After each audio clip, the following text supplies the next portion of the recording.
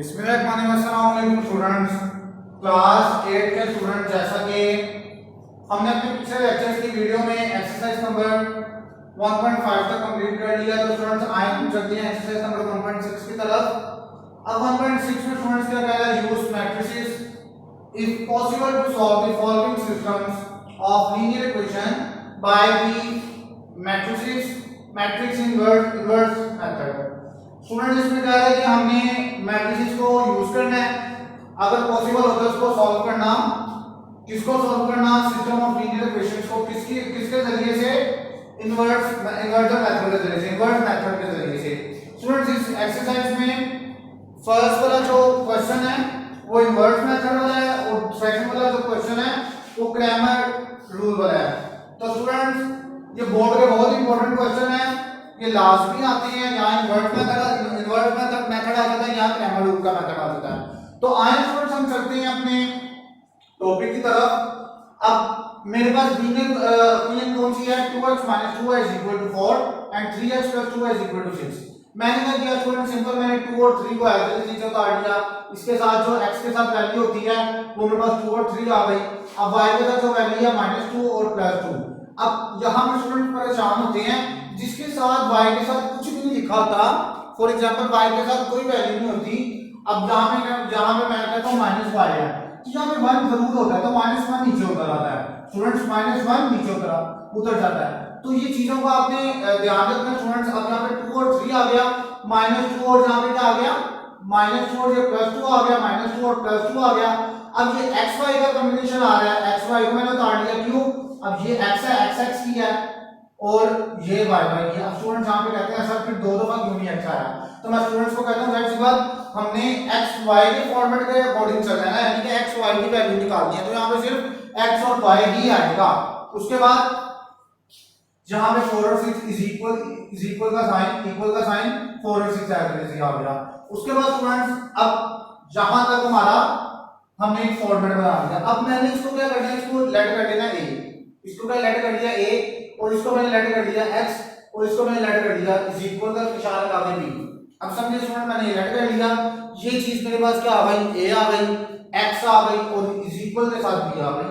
अब यहां पे मैंने क्या करना है, x अपनी जगह पर रहा, इक्वल की ये वाली साइड पर रहा।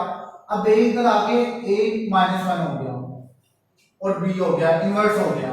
अब स्टूडेंट्स यहां पे परेशान होते हैं, स्टूडेंट्स कहते हैं कि सर हमने तो ये चीज पढ़ी थी जब इक्वल की साइड पे दूसरी चीज आती है, कोई भी वेरिएबल आता है तो वो अगर माइनस का हो तो प्लस में हो जाता है, यहाँ प्लस का हो तो माइनस में हो जाता है। तो सर ये कौन सा नया तरीका आ गया कि हमने इसको इन्वर्स में कर लिया?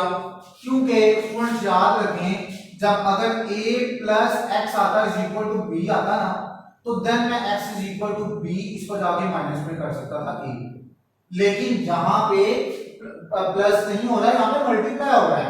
तो इस वजह से इसके ऊपर जो पावर होती है, for example a x = b, अब x मैंने क्या किया, इसके ऊपर प्लस का भी पावर आती है, इधर आगे क्या हो जाएगी -1 हो, फिर ये b आएगा, ठीक है, a इनवर्स b। तो इस तरह से स्टूडेंट्स मैं आपको रफ में करके दिखा रहा हूं ताकि स्टूडेंट्स को एक ही कांसेप्ट क्लियर हो जाए इससे रिलेटेड। तो उम्मीद करता हूं कि स्टूडेंट्स आप लोगों को समझ आ चुका होगा। x = a इनवर्स b, इसको इक्वेशन नंबर 1 का मैंने नाम दे दिया।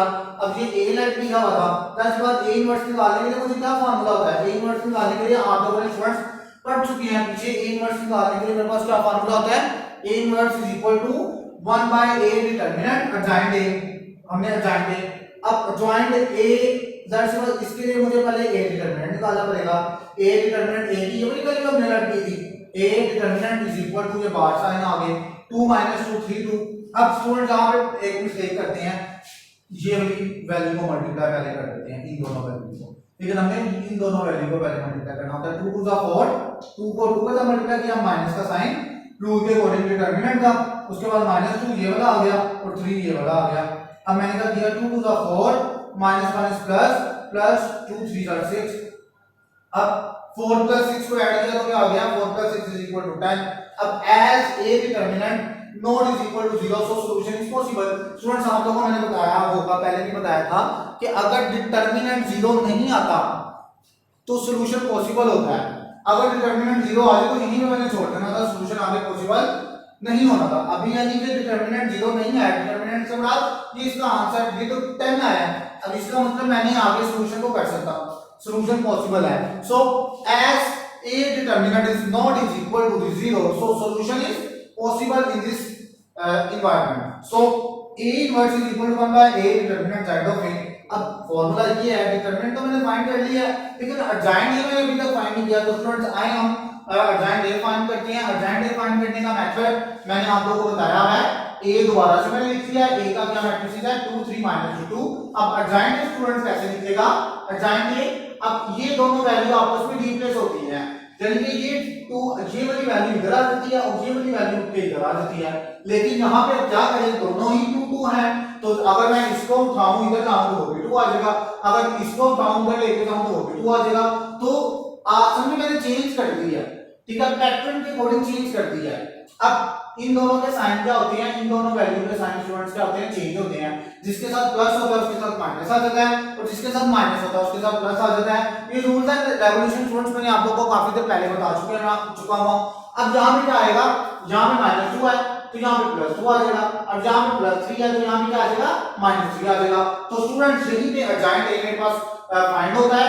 अब मैंने फॉर्मूला लगाना है a इनवर्स का, ताकि मैं a इनवर्स की तो वैल्यू को फाइंड कर सकूं, ताकि मेरे पास इक्वेशन क्या बनी है, x = a inverse b। x को मैंने फाइंड करना है, a इनवर्स की वैल्यू मैं फाइंड कर रहा हूं, b की वैल्यू भी यहां पे मौजूद है, तो a इनवर्स मैंने निकालना था, तो स्टूडेंट्स मैं a इनवर्स निकाल रहा हूं। अब मैंने क्या करना है, a inverse = 1 by a determinant, a determinant का क्या आंसर है 10 आया, 1 by 10 आ गया, अर्जेंट ए आ गया। Okay, now becomes equation number 1। What is equation number 1? So this is equation number 1, x is equal to a inverse b। So students, let's start and putting the values of a inverse in equation number 1। So now we are putting the values of a inverse in equation number 1। So अब मेरे पास क्या आ गया, x is equal to, मैं put करता हूं, मैंने a inverse की का वैल्यू आई है जी, a इनवर्स की वैल्यू आई है मेरे पास पूरी, a इनवर्स की मैंने वैल्यू छोड़ यहां पे पुट कर दी, 1 by 10 2 - 3 2 2, देन मैट्रिक्स को बदल दिया। अब मेरे पास b की वैल्यू क्या है, तो b की वैल्यू ये थी, मैंने आप लोगों को पहले बताया था 4 और 6 मेरे पास b की वैल्यू है, तो 4 और 6 मेरे पास b की वैल्यू आ गई। उसके बाद x is equal to, अब पहले मैं इन दोनों मैट्रिक्स को सॉल्व कर लूंगा। क्यों सॉल्व करूंगा, इसके दरमियान कोई निशान नहीं है तो ये मल्टीप्लाई होगा। स्टूडेंट्स ये चीज आप लोगों ने लाजमी याद रखनी है, इनके दरमियान कोई साइन नहीं है तो ये क्या होगा, मल्टीप्लाई होगा। तो 2 4 are 8 प्लस मल्टीप्लाई में प्लस का आता है 2 6 are 12, 2 6 are 12 आ गया। उसके बाद माइनस प्लस -3 4 are 12, उसके बाद प्लस 2 6 are 12, तो -12 प्लस 12। अब यहाँ पे ये मैंने इसको फॉर्मेट के अकॉर्डिंग कर दिया, 1 by 10 8 में 12 ऐड किया तो 20 आ गया, -12 प्लस 12 मैंने उसको काट दिया तो 0 आ गया। अब जहां तक स्टूडेंट्स मैं सॉल्व कर चुका हूं, उम्मीद करता हूं कि आप लोगों को स्टूडेंट्स यहां तक समझ आ चुका होगा। अब 1 by 10, अब मैंने क्या करना है, इस 20 को मल्टीप्लाई करना है इसके साथ, इस 0 को मल्टीप्लाई करना है इसके साथ, ये रूल के अकॉर्डिंग है। तो 20 multiply by 1 by 10 and then 0 multiplied by 1 by 10। So okay, now let's start the cutting of this numbers। 10 1 are 10, 10 2 are 20, 2 1 are 2, okay, then 2 आ गया। उसके बाद 0 को मैं कितना मल्टीप्लाई करूंगा तो 0 ही आएगा, जब 0 आएगा 0 को 10 से डिवाइड करूंगा तो क्या आएगा, 0 ही आएगा, तो 0 इधर आ गया। x is equal to 2 और 0 मेरे पास ये आंसर आए।